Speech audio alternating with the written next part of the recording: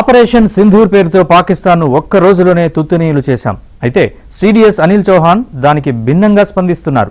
మన ఆయుధాల్ని మెరుగుపరుచుకోవాలంటూ పదే పదే చెబుతున్నారు.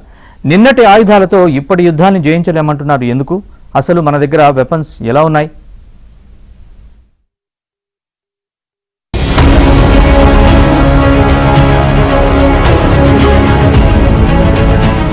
రక్షణ సామర్థ్యాలపై సిడిఎస్ అనిల్ చౌహాన్ కీలక వ్యాఖ్యలు చేశారు.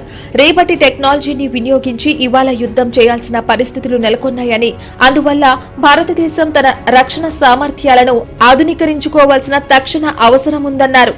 మోడర్న్ వార్ఫేర్ లో అడ్వాన్స్డ్ టెక్నాలజీ ప్రాముఖ్యతను వివరించారు. నిన్నటి ఆయుధ వ్యవస్థలతో నేటి యుద్ధాన్ని మనం గెలవలేమని, భారతదేశం తన వ్యూహాత్మక కార్యకలాపాలకు కీలకమైన విదేశీ సాంకేతిక పరిజ్ఞానాలపై ఆధారపడడం ప్రమాదకరమని, దాన్ని తగ్గించుకోవాలని సూచించారు.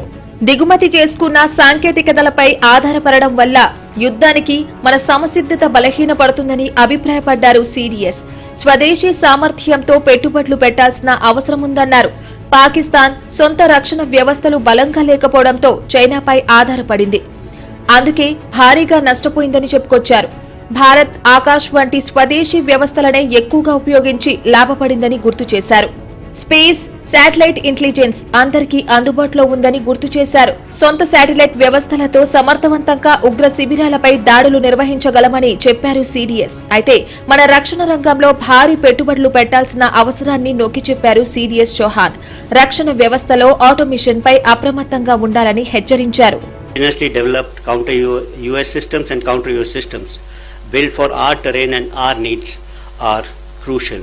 We cannot rely on imported niche technology that are crucial for our offensive and defensive missions.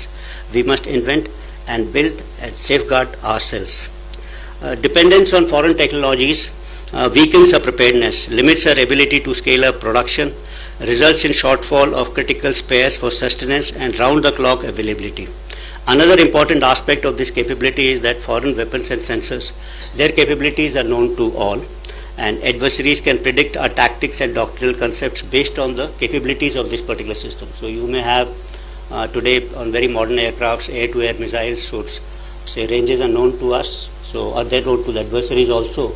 And the moment if they are imported, then obviously the adversary can keep out of those ranges and develop tactics support.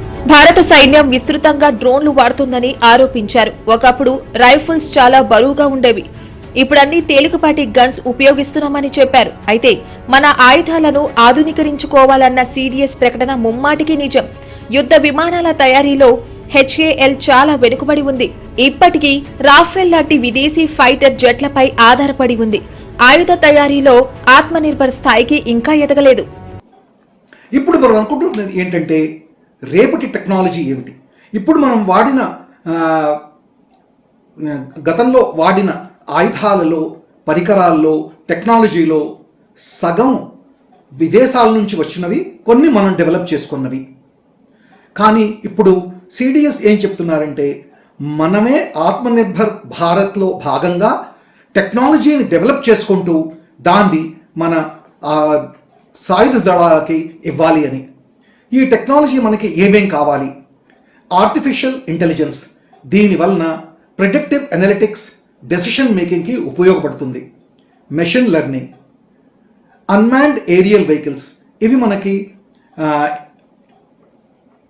Intelligence, surveillance, రెకానజెన్స్కి పనికొస్తాయి. Swarm drones టాక్టిక్స్కి పనికొస్తాయి.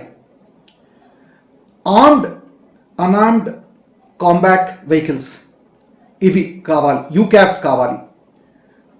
ఈ unmanned aerial సిస్టమ్స్ని ఎదుర్కోవడానికి counter systems కావాలి. Command, control, communication, computers, intelligence, surveillance and radar systems, ఇది situational అవేర్నెస్కి, decision మేకింగ్కి కావాలి. రక్షణ రంగంలో స్వావలంబనకు కేంద్రం చేపట్టిన విధానాలు సత్ఫలితాలనిస్తున్నాయి. ఆయుధ ఎగుమతిలో మన దేశం ముఖ్య పాత్రధారిగా అవతరిస్తోంది. ఈ క్రమంలోనే ఏపీ, తెలంగాణలోని రక్షణ పరిశ్రమలు దేశ భద్రత, ఆర్థిక వికాసానికి కీలకమవుతున్నాయి. ఒకప్పుడు ఆయుధ దిగుమతులపై ఆధారపడిన భారత్ నేడు తానే ఎగుమతిదారుగా ఎదుగుతోంది. గత 11 ఏళ్లలో మన రక్షణ ఎగుమతుల విలువ 34 రెట్లు పెరిగింది. ప్రస్తుతం ఆర్థిక సంవత్సరంలో 23,622 కోట్లకు పెరిగింది. 2029 నాటికి 100 దేశాలకు 50,000 కోట్ల రూపాయలు విలువైన ఆయుధాలను ఎగుమతి చేయాలని లక్ష్యంగా పెట్టుకున్నారు. విధానపరమైన సంస్కరణలు, ప్రైవేట్ రంగ భాగస్వామ్యం, అధునాతన సాంకేతికతల వినియోగంతో ఈ దిశగా పరుగులు తీస్తోంది. రక్షణ ఎగుమతులు వేగంగా అనుమతి ఇవ్వడానికి ప్రత్యేక డిజిటల్ పోర్టల్ను తీసుకురావడం మంచి ఫలితాన్నిస్తోంది.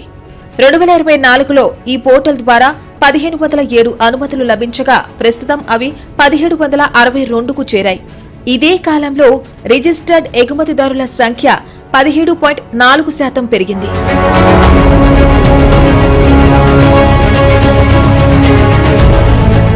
స్వదేశీ పరిజ్ఞానంతో తయారు చేసిన బ్రహ్మోస్ క్షిపణులకు ఆపరేషన్ సింధూర్ తర్వాత మంచి డిమాండ్ ఏర్పడింది. రక్షణ పరిశ్రమకు లైసెన్సులిచ్చే విధానాన్ని సరళించడంతో పాటు కొన్ని రకాల విభాగాలను లైసెన్సింగ్ నుంచి మినహాయించడం, అంతర్జాతీయ ఆయుధ ప్రదర్శనలో భారత్ ప్రైవేట్, ప్రభుత్వ రంగ సంస్థలు పాల్గొనడం రక్షణ ఎగుమతుల వృద్ధికి తోడ్పడుతోంది. నేడు అమెరికా, ఆర్మేనియా, ఫ్రాన్స్తో పాటు ఆగ్నేయాసియా, ఆఫ్రికా, దక్షిణ అమెరికా దేశాలకు భారతీయ ఆయుధాలు, విడిభాగాలు ఎగుమతి అవుతున్నాయి. బుల్లెట్ ప్రూఫ్ డ్రెస్లు, డార్నియర్ విమానాలు, చేతక్ హెలికాప్టర్లు, ఫాస్ట్ బోట్లు, తేలికపాటి టర్పిడోలను ఎగుమతి చేస్తుంది మన దేశం. మన దేశంలో ఏఐ టెక్నాలజీ సాయంతో బ్రహ్మోస్ క్షిపణులు, ఫిరంగులు, అధునాతన రైఫిల్స్ తయారవుతున్నాయి. బ్రహ్మోస్ హైపర్సోనిక్ క్షిపణి కూర్పు హైదరాబాద్లోనే జరుగుతోంది. భారత్, రష్యాలోని ఫ్యాబ్రికేషన్ యూనిట్ల నుంచి వచ్చే భాగాలను ఇక్కడ అసెంబుల్ చేస్తున్నారు. Midhani, Bharat dynamics limited, LNT, Adani, Elbit లాంటి సంస్థలు, రక్షణ ప్రైవేట్ కంపెనీలు రక్షణ ఉత్పత్తుల్లో కీలక పాత్ర పోషిస్తున్నాయి. ఇప్పుడు మన దేశంలో స్టార్టప్స్ సైతం డ్రోన్లు తయారు చేస్తున్నాయి. సో మన సిడిఎస్ చౌహాన్ వ్యాఖ్యలు కొంతవరకు నిజమే అయినా ఇప్పుడు భారత్ భారీగానే ఆయుధాలు తయారు చేస్తుంది. డిఫెన్స్ ఎక్విప్మెంట్ హబ్గా మారుతోంది.